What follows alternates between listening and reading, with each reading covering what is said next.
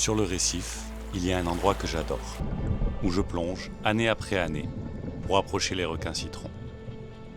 Je trouve ces animaux fascinants. Et puis un jour, ça m'a sauté aux yeux. J'étais tellement concentré sur les requins que j'avais totalement ignoré ce qui se passait autour.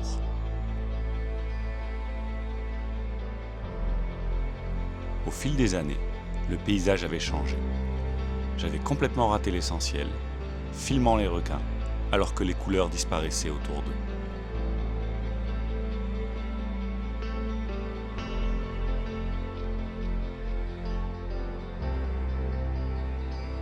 En quelques années, on était passé d'un récif magnifique à des fonds gris et ternes. Ce récif est mort. Plusieurs épisodes de blanchissement corallien, des invasions d'étoiles de mer mangeuses de corail et l'utilisation massive d'engrais favorisant le développement des algues avaient eu raison de lui. Partout dans le monde, les menaces sont nombreuses pour les récifs.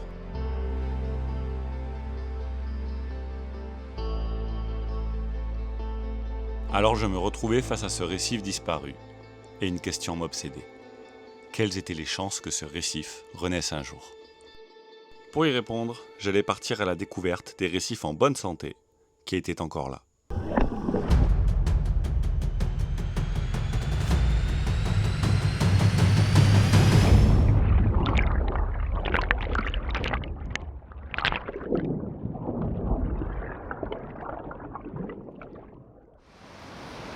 Mais pourquoi les récifs coralliens sont aussi importants ? On parle d'un écosystème qui couvre que 0,2% de la surface des océans, mais par contre qui rassemble un quart de ces espèces marines. Donc on est face à un énorme trésor de biodiversité, au moins aussi important que la forêt amazonienne sur Terre. Moi, mon objectif, ça va être de partir à la découverte de tous ces récifs coralliens qui existent près de chez moi et de voir quelles sont leurs véritables chances par rapport à tout ce qui les menace aujourd'hui.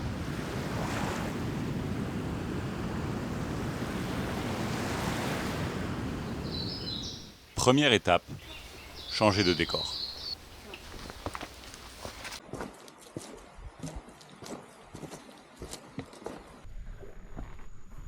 Alors ça peut sembler bizarre de parler des coraux en plein milieu de la forêt. Pour comprendre à quel point les récifs coralliens sont importants, il faut prendre de la hauteur. Donc je pars bivouaquer sur l'un des sommets de l'île. Il y a plusieurs heures de marche qui m'attendent avant d'arriver en haut. Et demain matin, si tout va bien, si la météo est bonne, au lever du soleil, on aura une vue d'ensemble sur l'île et la côte.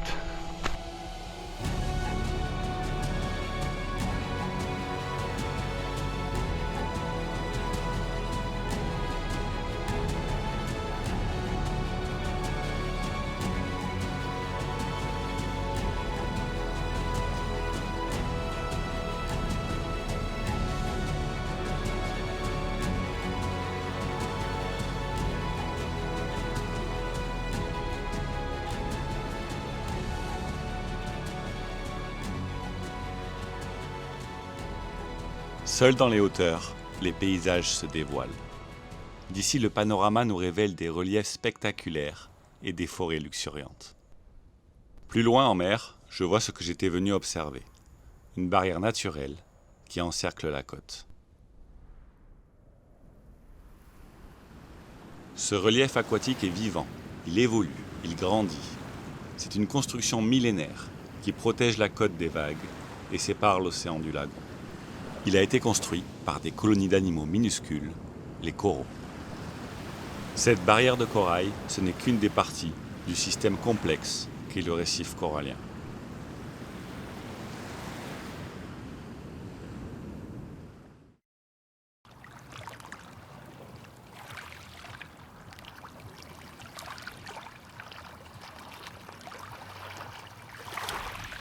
Alors je suis revenu en bord de lagon et je vais aller nager dans un superbe jardin de corail.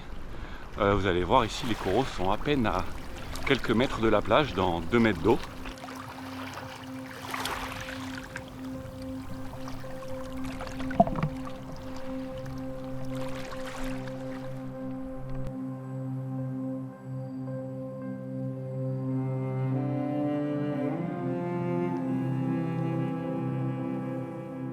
Ici, ce sont les coraux branchus qui dominent, mais les colonies coralliennes peuvent avoir de nombreuses formes.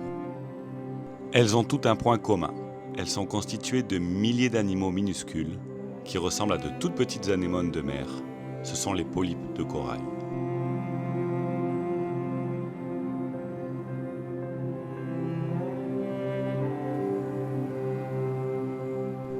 Tout en grandissant, ces polypes construisent un squelette calcaire. Elles sont aidées pour ça par une alliance surprenante avec des algues microscopiques, les zooxanthelles, qui vivent à l'intérieur du polype et lui fournissent de l'énergie supplémentaire. Et c'est comme ça que sur des milliers d'années, ces colonies et leurs squelettes ont pu former des récifs coralliens, parfois gigantesques.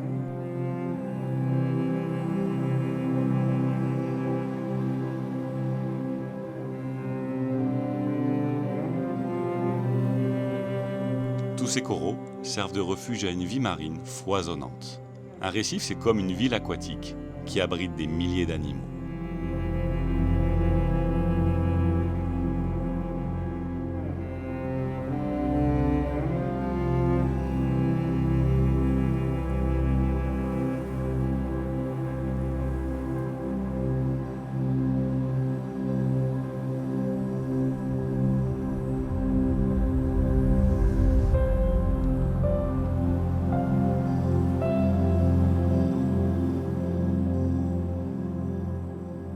Un récif corallien en bonne santé, c'est magnifique, c'est plein de couleurs, c'est plein de formes. C'est fou de se dire qu'à peine à 10 km à vol d'oiseau, il y a le récif complètement détruit que je montrais en début de vidéo. Et on se rend compte vraiment que les coraux, c'est des animaux qui sont hypersensibles aux conditions de leur milieu. Et il peut très bien avoir un récif en bonne santé à un endroit de l'île et un récif complètement détruit à un autre. Moi, ma question, c'est est-ce que ce récif en bonne santé va pouvoir aider le récif complètement détruit à se reconstruire? Et pour comprendre si c'est possible, je vais m'intéresser à la reproduction des coraux.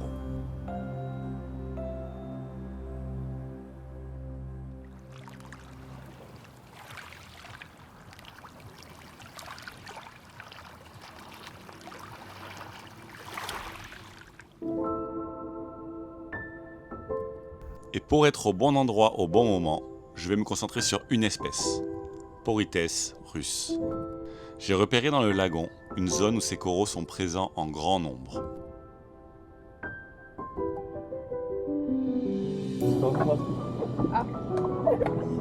Et du coup, j'ai vu...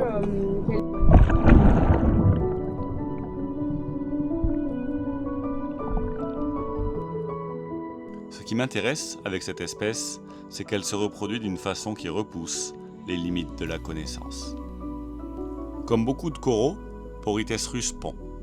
Mais la plupart des coraux pondent la nuit, alors que cette espèce pond la journée, ce qui devrait faciliter mon observation.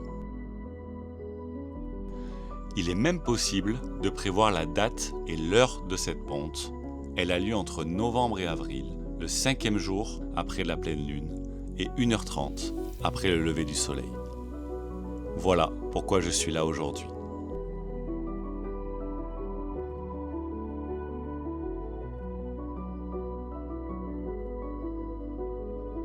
Malheureusement, les heures passent et je me rends à l'évidence. La ponte n'a pas eu lieu. Il ne me reste plus qu'à revenir à la prochaine pleine lune en espérant avoir plus de chance.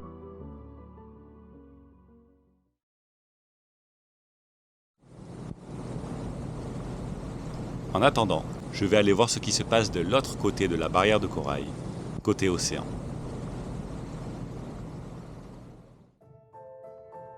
La houle y a creusé des canyons sous-marins qui sont recouverts de coraux. C'est la pente externe qui débute ici et qui s'enfonce ensuite dans les profondeurs de l'océan Pacifique. Moi, je veux aller voir ce qui se passe plus bas. Les coraux près de la surface sont les plus impactés par les activités humaines. Alors l'espoir pourrait venir des profondeurs. Les reliefs abrupts descendent dans le grand bleu. Je suis maintenant à 50 mètres de profondeur. J'observe des coraux fouets, tout en longueur.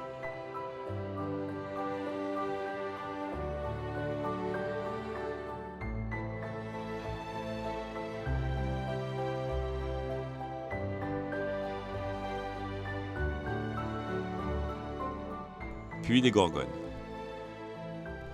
Les gorgones se sont installées où le relief et le manque de lumière n'ont pas permis aux récifs coralliens classiques de se développer. Ce sont bien des coraux, mais d'un tout autre type. Elles appartiennent aux coraux mous.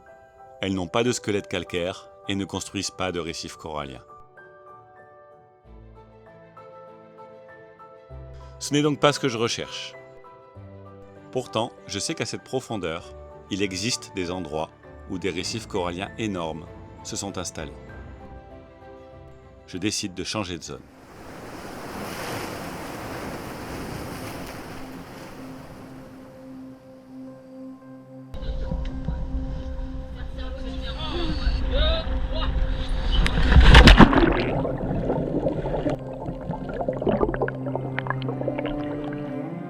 Je rejoins d'autres plongeurs pour aller explorer un des récifs coralliens les plus incroyables jamais découverts. Une vallée sous-marine de coraux en parfaite santé, cachée à 40 mètres de profondeur et qui s'étale sur des kilomètres. J'ai l'impression d'être sur une autre planète. Des roses de corail se dessinent à perte de vue.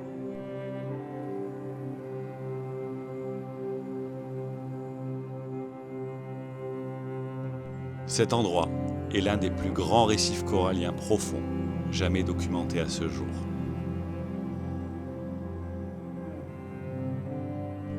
Ce qui me surprend, c'est que ce récif est dans un état impeccable, sans signe de blanchissement, de mortalité ou d'impact humain. Et c'est pour moi un premier signe d'espoir. Ces récifs profonds pourraient jouer un rôle clé en tant que récif refuge, une sorte de banque de biodiversité capable d'aider les récifs aux alentours à se rétablir après une crise.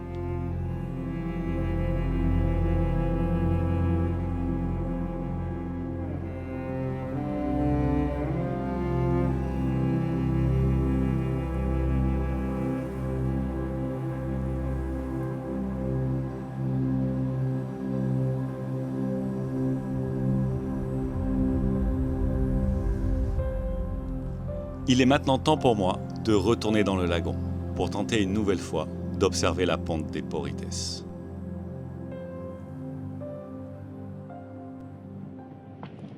Alors on est de retour sur le même spot, un mois jour pour jour après notre première tentative d'observation de la ponte des Porites russes. Une tentative qui a été un gros échec puisque la ponte n'a pas eu lieu.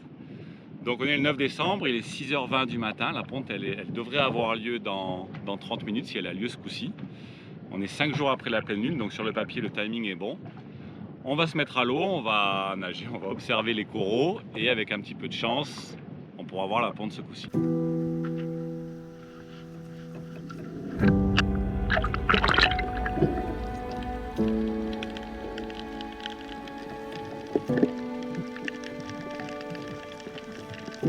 Et ce coup-ci, tout va très vite. Après plusieurs minutes à attendre et à observer les coraux, la chance nous sourit enfin. Nous repérons une première colonie qui montre les signes de la reproduction. Puis c'est une deuxième, une troisième, et très vite, nous assistons à la ponte synchronisée de tous les coraux aux alentours. Un nuage blanc et trouble se forme autour des coraux. Il s'agit de la semence, libérée par les colonies mâles en pleine eau. Des millions de polypes rejettent leurs spermatozoïdes en même temps. Les colonies femelles, elles, libèrent des millions d'œufs, quasiment invisibles à l'œil nu, avec leur diamètre d'un demi-millimètre.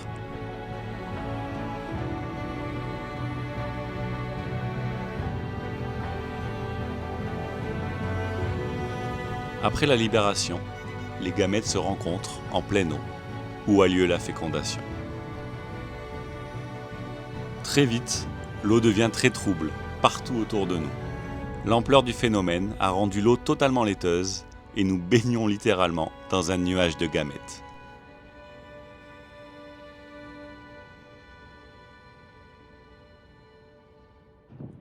Alors on vient de sortir de l'eau, on n'y voit absolument plus rien, on n'arrive même plus à filmer tellement la visibilité est devenue mauvaise.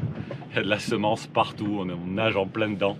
Par contre c'est assez incroyable d'assister à un événement comme ça, tu te rends compte vraiment que les récifs, ils sont vivants quoi, et ils sont capables de coloniser d'énormes surfaces grâce à ça. Le plus fou, c'est quand même de se dire que cette ponte, elle est synchronisée à une échelle presque mondiale, partout en fait où le Porites est présent, quoi. Sur des milliers de kilomètres, il y a des observateurs qui rapportent le même événement de ponte avec le même timing dans des endroits aussi loin de nous qui sommes en Polynésie que l'Afrique, les Maldives, la Nouvelle-Calédonie, les Samoa. Et là, tu te dis, mais comment les coraux ils font pour se synchroniser avec un timing aussi précis sur des milliers de kilomètres? C'est vraiment, vraiment incroyable. Une fois fécondés, les œufs des coraux deviennent des millions de larves, qui sont ensuite dispersées par les courants marins. Pas seulement les larves des Porites russes, mais de l'ensemble des espèces de coraux. Alors, tout n'est peut-être pas perdu, si les larves peuvent coloniser les zones détruites et y construire de nouvelles colonies.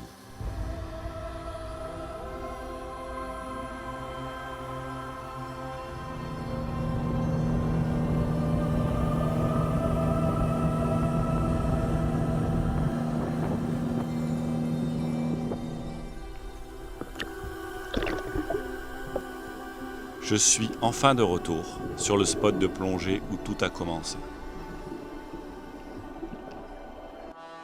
Sans surprise, les requins citrons sont là. Mais je ne suis pas là pour eux aujourd'hui. Au fond, c'est toujours le même paysage, avec des coraux morts partout. Le récif est vraiment détruit. Mais je sais maintenant qu'il lui reste une chance. Si des larves se sont fixées au cours des derniers mois, il y a peut-être des colonies minuscules que j'aurais pu rater.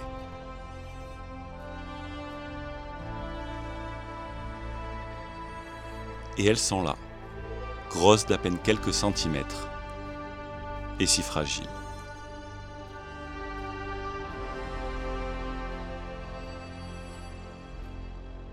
Comme quoi la chose la plus importante est parfois la moins spectaculaire.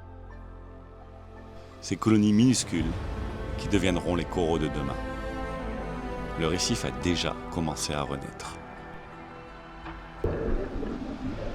Dérangé par un baliste titan curieux, je continue ma plongée. La vie est toujours bien présente, mais je sais que ces signes d'espoir ne sont pas une garantie. Ce récif ne renaîtra que si l'impact de l'homme s'atténue progressivement pour lui laisser une chance. Et alors, peut-être qu'un jour, ce récif redeviendra le paysage magnifique qu'il a un jour été.